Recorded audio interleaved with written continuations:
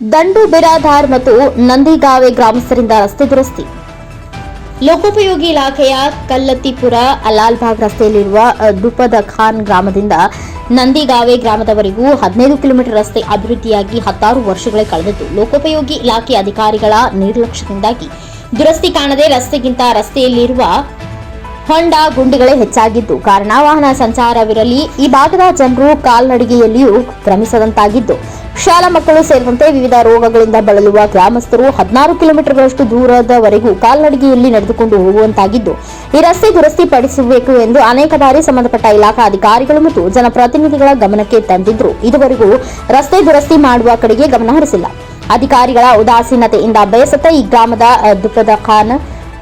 ದಂಡು ಬಿಡಾರ್, ನಂದಿಗಾವೆ ಗ್ರಾಮಸ್ಥರು ಮತ್ತು ಸಂಪಿಗೆ ಖಾನ್,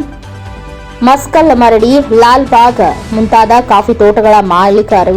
ಕೂಲಿ ಕಾರ್ಮಿಕರೆಲ್ಲರೂ ಒಟ್ಟಾಗಿ ಸೇರಿ ತಮ್ಮ ಕೈಲಾದ ಹಣಕಾಸಿನ ವ್ಯವಸ್ಥೆ ಮಾಡಿಕೊಳ್ಳುವುದರೊಂದಿಗೆ ಶ್ರಮದಾನ ಮಾಡುವ ಮೂಲಕ 16 ಕಿಲೋಮೀಟರ್ ದೂರದಿಂದ ಟ್ರ್ಯಾಕ್ಟರ್ಗಳ ಮೂಲಕ ಗ್ರಾವೆಲ್ ಮಣ್ಣನ್ನ ತಂದು ರಸ್ತೆಗೆ ಹಾಕಿ ಗುಂಡಿಗಳನ್ನು ಮುಚ್ಚುವ ಕಾರ್ಯ ಮಾಡುತ್ತಿದ್ದು, ಕೇವಲ ಗ್ಯಾರಂಟಿ ಎನ್ನುತ್ತಾ ಒಬ್ಬರ ಮೇಲೆ ಒಬ್ಬರು ಕೆಸರೆರಚಾಟದಲ್ಲಿ ತೊಡಗಿರುವ ರಾಜ್ಯ ಸರ್ಕಾರಕ್ಕೆ ಚಾಟಿ ಬೀಸಿದಂತಾಗಿದ್ದು, ಮುಂದಿನ ದಿನಗಳಲ್ಲಾದರೂ ರಾಜ್ಯ ಸರ್ಕಾರ ಇತ್ತ ಗಮನ ಹರಿಸಿ ಈ ರಸ್ತೆ ಅಭಿವೃದ್ಧಿ ಮಾಡಿ ಈ ಭಾಗದ ಗ್ರಾಮಸ್ಥರಿಗೂ ಅನುಕೂಲ ಮಾಡಿಕೊಡಬೇಕು ಎಂದು ಗ್ರಾಮಸ್ಥರು ಆಗ್ರಹಪಡಿಸಿದ್ದಾರೆ. Pradeep HENKS TV4